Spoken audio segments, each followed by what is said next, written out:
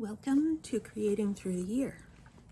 I'm Jana, and I knit, crochet, cross-stitch, embroider, paint, draw, write fiction and nonfiction, and compose music. I also like to cook and sew. Basically, if it's a creative thing, I probably like to do it.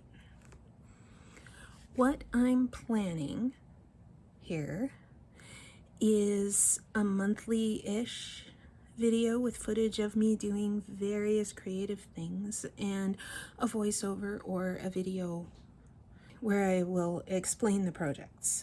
My goal is to use these videos as a way to stay accountable and in that way finally finish all of these projects that I have planned and started and forgotten about. So let's start with January. Knitting the Almanac. Check it out.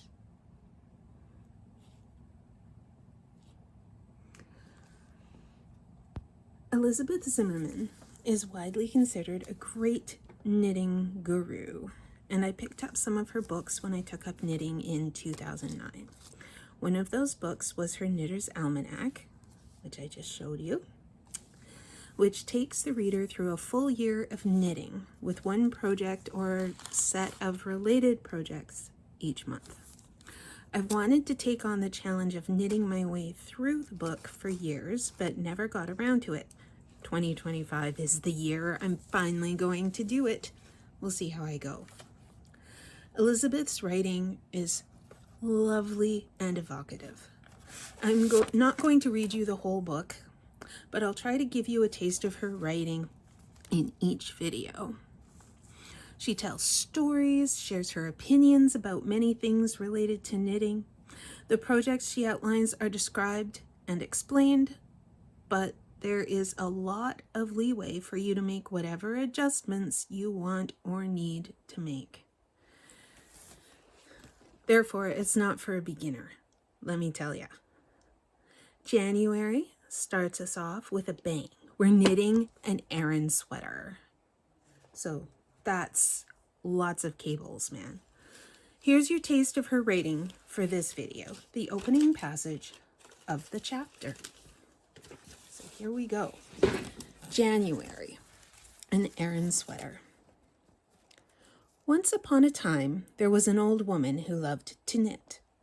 She lived with her old man in the middle of a woods in a curious one-room schoolhouse, which was rather untidy and full of wool. Every so often, as she sat knitting by the warm iron stove or under the dappled shade of the black birch, as the season might dictate, she would call out to her husband, "Darling, I have invented something," and would then go on to fill his patient ears with enthusiastic but highly unintelligible and esoteric gabble about knitting. At last, one day, he said, "Darling, you ought to write a book." "Old man," she said, "I think I will." So she did. It was well received, but although it contained much that was reasonable and even new, it did not contain all the things she knew about knitting, nor any of those things she continued to invent. So she wrote another book, and you hold it in your hands right now. I love that. So, I'm going to now summarize stuff here for you. She explains her process and tells us to make a swatch using the needles and yarn your heart tells you will work, and plan your design and then make what she calls a swatch cap.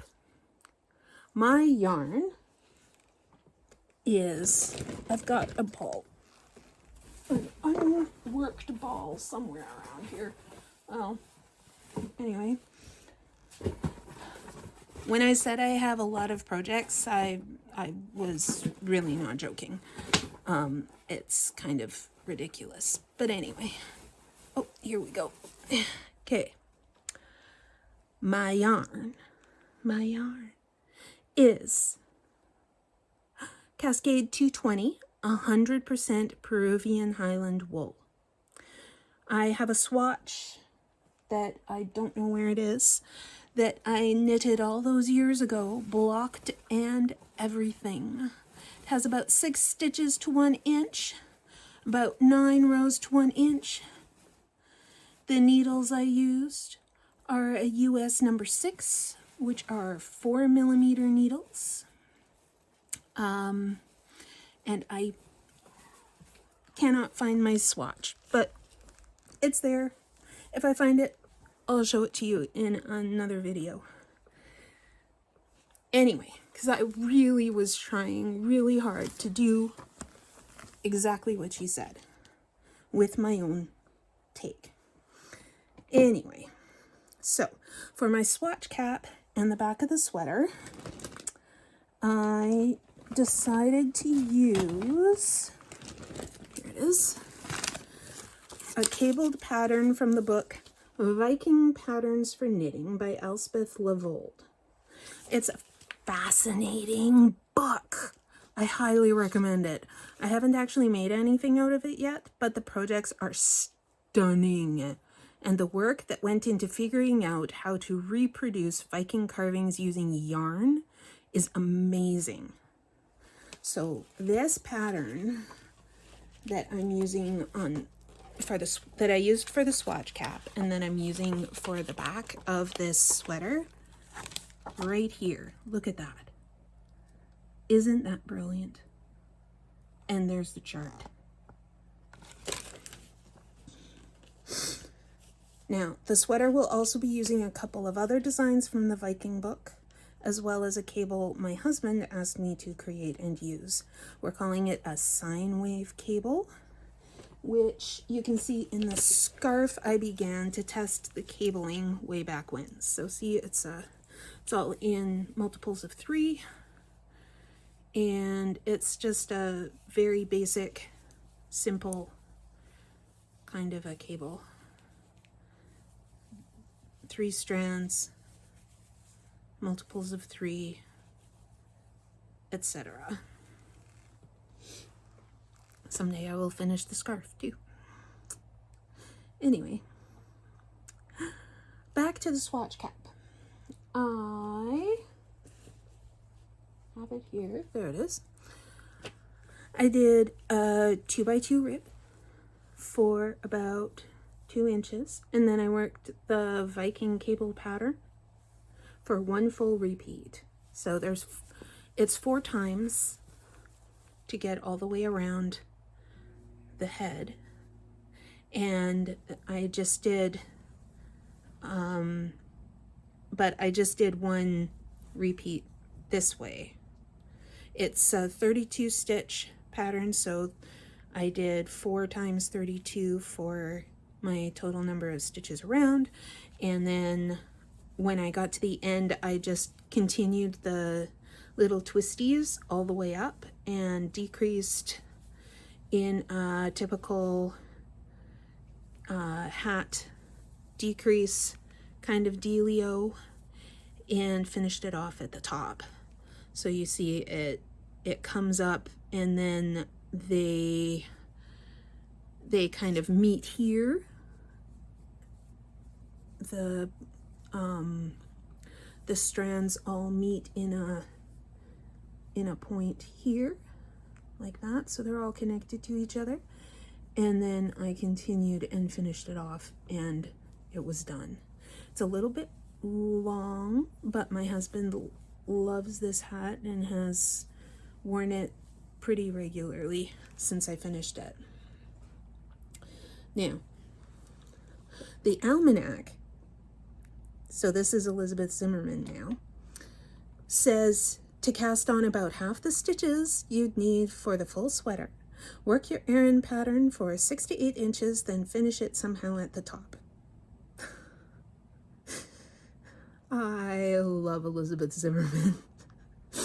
My goal was to end up with a toque that will fit someone in the family, since I'm hoping to eventually make each of us a sweater and a cap that match.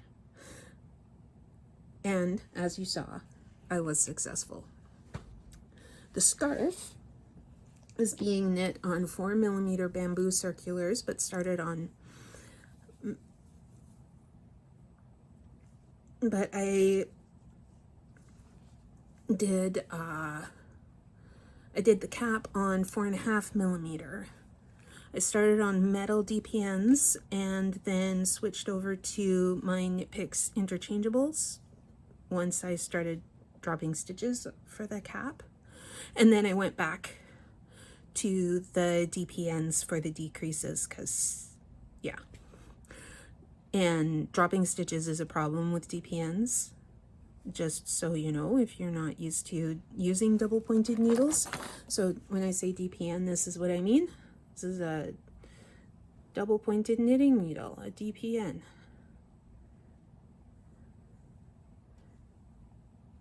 Yeah. The metal ones I was using are purple. You'll see them later. I'm using them for something else right now. Now, I don't worry about my needle composition too much, as my gauge doesn't really change. I care more about the points of my needles than anything else. I like a pointy point on my needles. That's not always how that works though, so be careful. Lots of people find that the material their needles are made of has a big effect on their gauge. I'm just weird, because I tend to knit to the gauge on the ball band, and I don't even do tension and stuff the way so many people do, which you can probably see. I don't run stuff through my fingers or anything like that. I just do what I do. So, all of that is to say that you probably don't want to use me as any kind of a tutorial for how to knit. Mostly these videos are going to be somewhat decent for you to have on in the background while you're knitting or something similar yourself, but also they're not instructional, even though I might explain some stuff here and there. Now, about the Viking cable patterns. The book has them charted out, and I can read charts no problem, but when I'm in the middle of a row, I lose my place on the chart, and it gets frustrating. So I translated the charts into written out patterns, as you can see here. And my pen was running out of ink, but I can still read it, so it's all good. And no, I didn't, that's not the whole thing, so you need to get the book if you want to do it. I'm not sharing that because Elspeth Lavold put so much work into making these charts and everything. So me sharing my translation would be really rude. Now, if she wants to see what I did, I would be totally happy to share it with her. And if she gave me the okay to share my written out version, then I would do that. But otherwise, y'all can do it yourselves if you want. So, my design for this cardigan is different from Zimmerman. She steeks, meaning that she knits a tube and then cuts it for the armholes in the neckline and the opening down the front. I don't really plan on ever doing that. I don't think cutting my knitting is smart. So I'm knitting it in as much of one piece as I possibly can. So I consulted with husband about the fit and style, and I started with 2x2 rib using my 4.5mm needles, and then I switched to 4mm for the body of the sweater. Now I'll show you on either side of where the buttons are gonna go, because this is gonna be picked up to do the button placket and a shawl collar after I'm finished the rest of the sweater.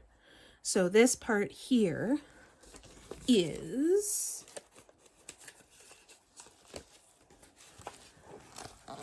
this absolutely gorgeous piece.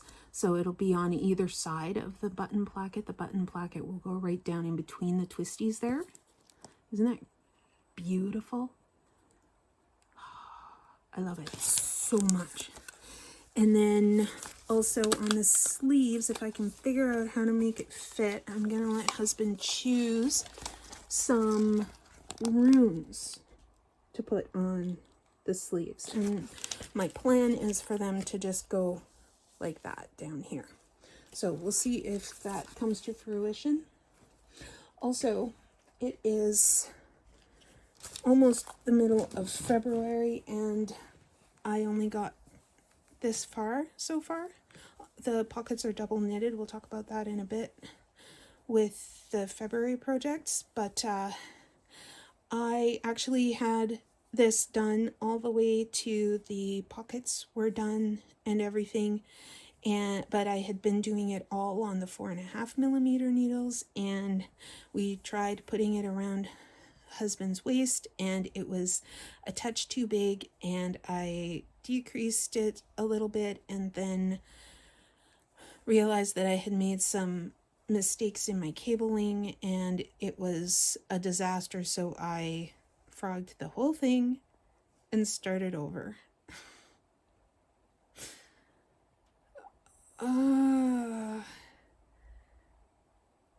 I wasn't gonna have the sweater finished at the end of January anyway, but this was just...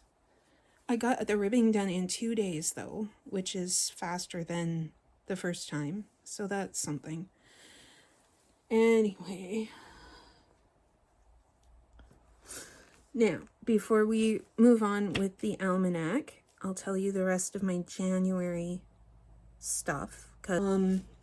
So first is the James C. Brett Wrap and Fingerless Gloves, designed by Janet Shore. And this was a free pattern on Ravelry. Came up in a search for suitable patterns for this yarn, which is Sirdar Click Chunky with Wool. So it is, what is it? I don't know. Where is it? It doesn't tell me what it is. 70% acrylic and 30% wool. And it's all this kind of tweedy stuff, and I love it. So I had one ball of this bluish stuff, 2 balls of this purpley yarn, and 3 balls of the beautiful green. Green is my favorite color. So I made the fingerless mitts, and I quite like them. They are great. They're really long, which is amazing. And I really like the pattern, like the way it looks, all worked up the way that I'm doing it. But I decided that, like, I basically finished the wrap, but it was, I didn't have quite enough yarn, and I decided I want to actually join it so it's more like a poncho, and there's just not,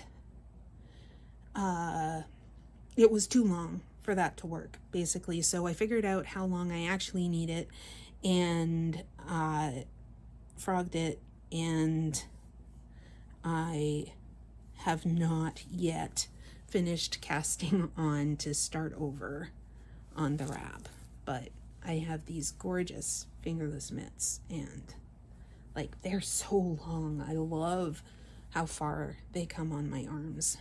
Also, because they're knit flat and then seamed, I left a bit here because they're actually too narrow for my arm otherwise. Like, it was going to be uncomfortable. So that is a trick to keep in mind for stuff like this, is you don't have to do things exactly the way the pattern says. Because look at that, it still looks great, and now it's all stylish with a slit. So now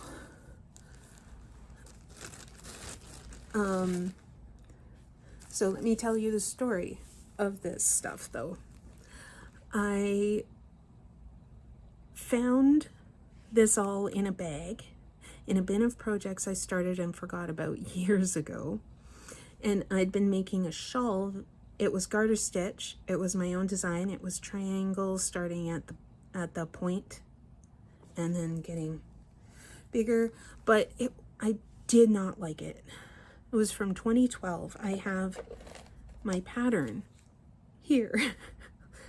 It was a very basic, simple pattern. There's like yarn overs, and that's what I got for you. There's yarn overs. Anyway, it was not fancy. I really like, if I'm knitting a shawl, it's gonna be lace and it's gonna be pretty. That's how I do things these days. So I still wanted to make something warm and wearable, so I landed up on this pattern, and it looks great. It's got a bunch of stockinette. Stockinette puts me to sleep if there's too much of it, but it's great because there's actually just I think it's nine rows of stockinette, and then you do the little section for the yarn where the yarn overs come in, and then you do 9 rows of stockinette again, and I really like that. And then it's got your garter stitch at the top and the bottom, and so the wrap follows the same pattern. So I want it to basically look the same as this but go longer so that it's wider, because this isn't really look at that, that's not really wide enough for a shawl kind of thing. It's almost it almost gets me where I would want it, but you know, I would like, if I could, to have this go 3 repeats instead of just 2. But we'll see what I end up deciding to do, because I will have some leftover yarn and I don't know what I'm gonna do with it. If you have any ideas, let me know, because it's a fairly thick, heavy yarn. See,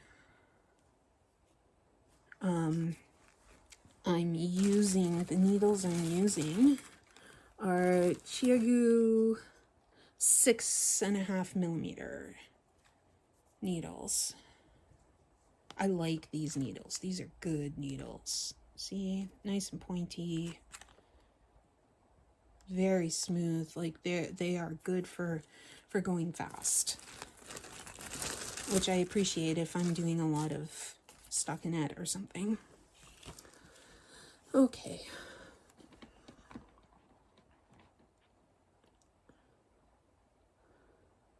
Now we get into the silly stuff. I have a kid, and my kid has a teddy bear named Tim Teddy. Tim Teddy was a gift to us when my child was born, when we were in the hospital. Came from the chaplain. It is a teddy bear that was a charitable thing from Tim Hortons, which is a coffee shop here in Canada. And so he's like this big-ish. And this this bear has been well loved over the years. My child will be 10 next month. We've lost Tim Teddy more than once, always got him back. He has a burn on his muzzle from the time he tried to help with cooking supper. He's even had surgery twice, because when a stuffy is this beloved, his seams will pop eventually. So, Tim Teddy decided he wants some winter gear. And he has a wife. His wife is a brown teddy, about the same size, that we found at Dollarama recently, and she has little sparkly stars all over her. And she wanted a weapon, but we had a chat, and she compromised on slippers or sandals and a beach outfit. So I have a whole bunch of these little teeny skeins of yarn that I got at Dollarama. I've got all the acrylics and colors. This is about half of them. And I've got all the cotton ones. So Tim Teddy is getting acrylic winter gear, and Juliet is getting cotton beach stuff. So she's getting a sundress, and I'll make her a floppy sun hat and a pair of sandals.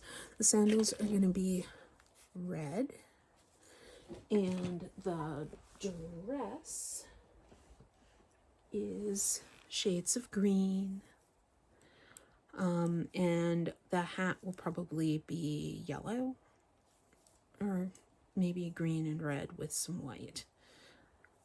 I have tried this on her. It does fit, but I need to really increase for the rest of the skirt so that it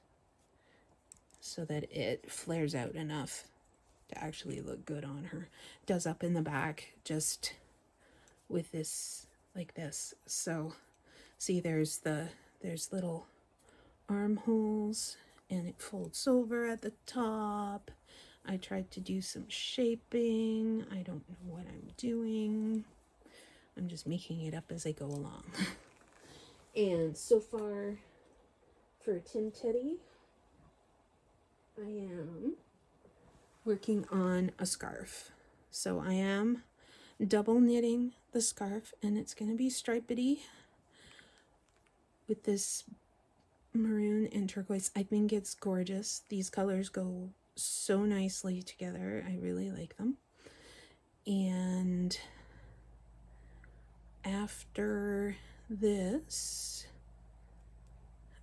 he wants some socks and a sweater, and I think a pair of pants, and a toque. I don't remember. Oh yeah, and mittens. He's not demanding at all. Anyway, eventually I will finish these things. So, now, let's talk about February real quick. So, February, let's do like we did for January. I'll just read you a bit real quick for February from the book. February, some babies' things. Although babies rarely, if ever, express their pleasure at being dressed in wool, it is surely manifest when you dote on a small, plump person soundly and contentedly asleep, swaddled in woolen sweater, woolen leggings, and a soft wool bonnet, snugly tucked under a fine, warm wool blanket. Nothing keeps a baby as warm and comfortable as wool. Even when damp, let alone wringing wet, wool doesn't become chilly, and to many of us it is well worth the trouble of washing carefully. If there is one fact on which all grandmothers agree, it is that no daughter-in-law knows how to wash wool. This may be true, but it is no reason for the grandmas to stop knitting. Do they expect their handmade offerings to be carefully preserved in layers of tissue paper and never worn? They have perhaps forgotten how often baby things have to be washed. The baby surely doesn't mind if they do become a little shrunken and yellowed. Let the grandmas keep up the supply of soft woolies and divert their mind's eye from the ultimate fate of their knitting. At least it is being used. Here is a practical suggestion. Make baby things in darker and less delicate colors so that they visit the wash tub less often. A soft heather gray outfit is well suited to a baby's complexion, especially if you incorporate some white around the edge of the bonnet. You can line it with white and have the lining show around the border, or edge it with white knitted lace. Navy blue looks good on a baby with touches of pale blue or silver gray. A fiercely blue-eyed child in a greenish-blue Shetland cap is a sight to be seen. And what's wrong with scarlet? These colors, of course, will hardly be available in baby wool, which even at its most dashing doesn't venture beyond delicate green and pale yellow. But there's no law against dressing a baby in any wool you see fit, as long as it is soft and of good quality. Pass by the synthetic yarn department, then, with your nose in the air. Should a clerk come out with the remark that all young mothers in this day and age, why can't they save their breath and say now, insist on a yarn which can be machine washed and machine dried, come back at her with the reply that one day you suppose they will develop a baby that can be machine washed and dried. Babies, and people generally, have been dressed in wool since around the beginning of history.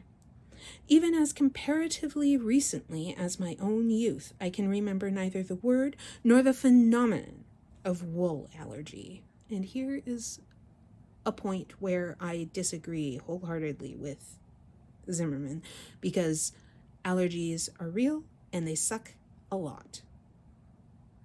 Happily, I'm not allergic to wool, but this bit here about wool allergy is patently false, just so you know. And anyone who does what she says here is cruel. A minimal minority wriggled their way through my boarding school days complaining of scratchy underwear, but they outgrew the sensitivity. They had to.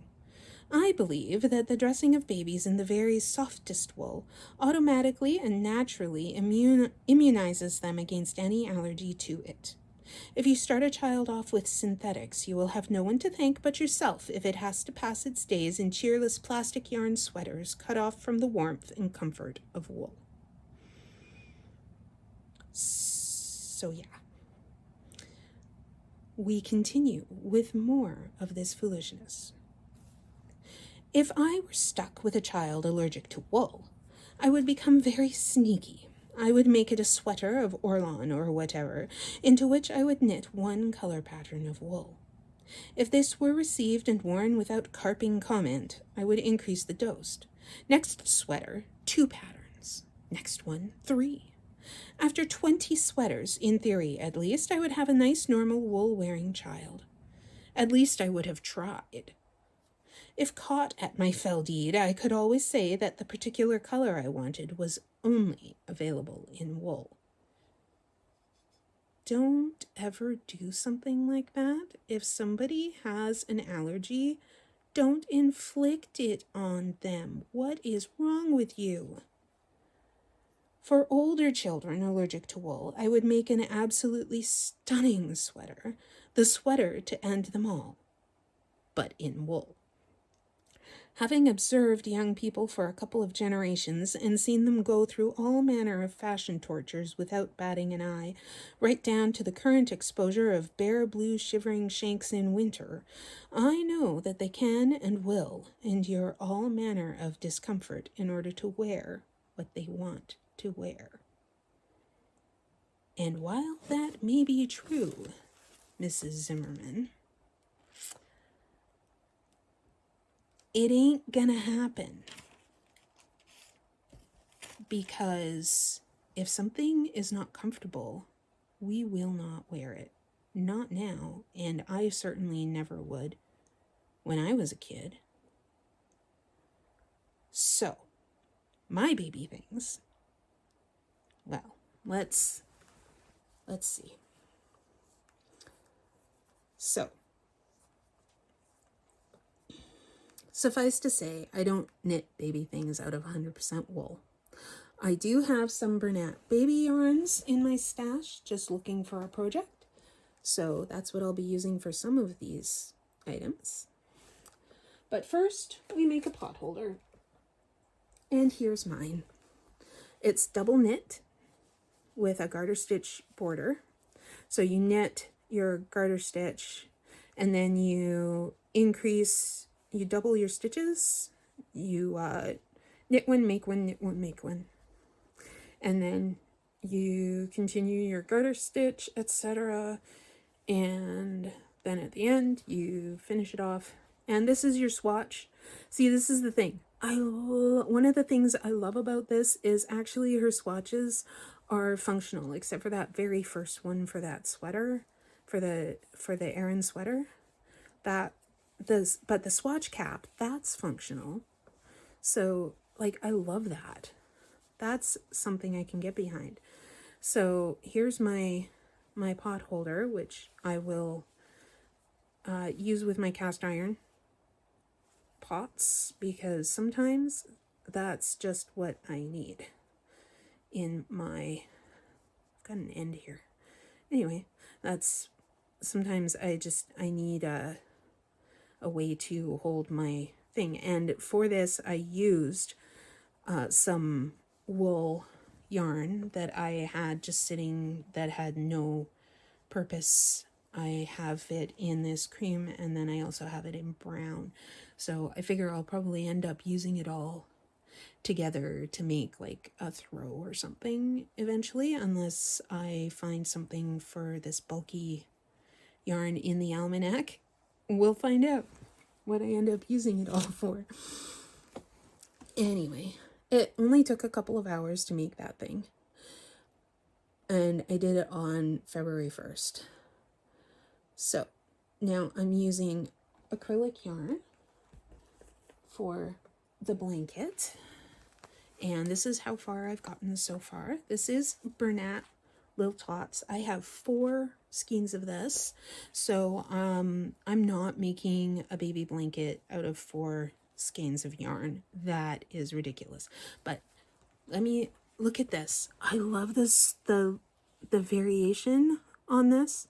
All the little stripies that are coming through. Isn't it gorgeous? So this is going to be really nice. I am not completely figured out what I'm doing with all the baby things once I'm finished them. But anyway, there's that. And then I have started the next project for it, which is, don't mind me, I'm crazy. Anyway, is a shawl.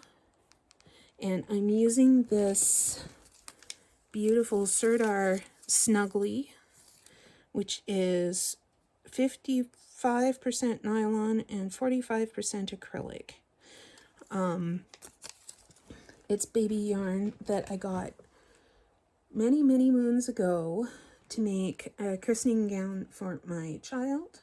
But I did not finish it in time, plus he was far too old for a gown by the time we got him baptized. So I'll end up frogging what I had completed eventually. But here's what I had done. See? It's very pretty. It's, I think it's from Drops Design, the pattern. One of my friends had done it. And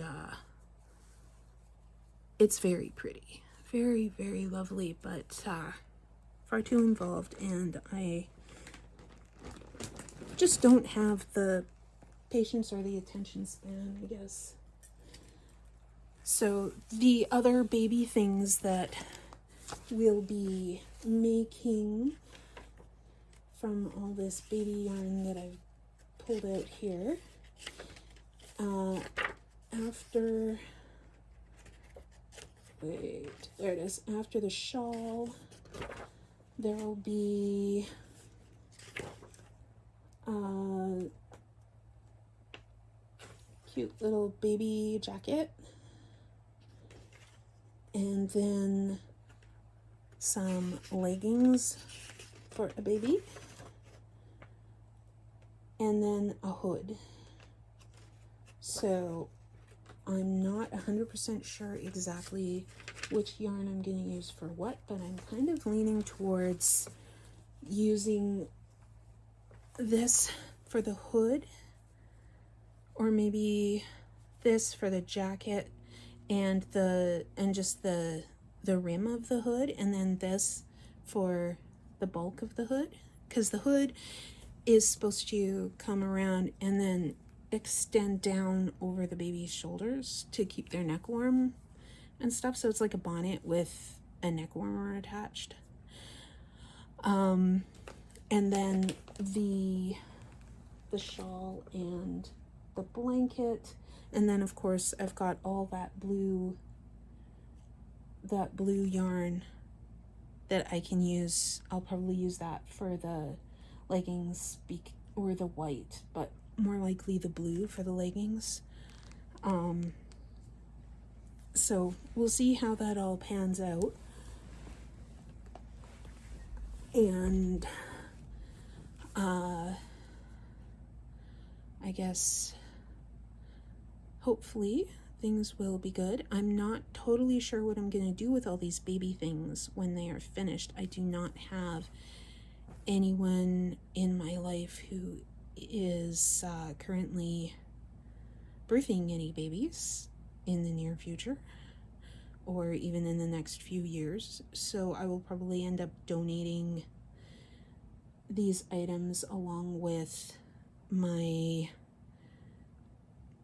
the things that I have set aside from, I've got maternity wear and baby clothes from when my son was a baby through to like preschooler.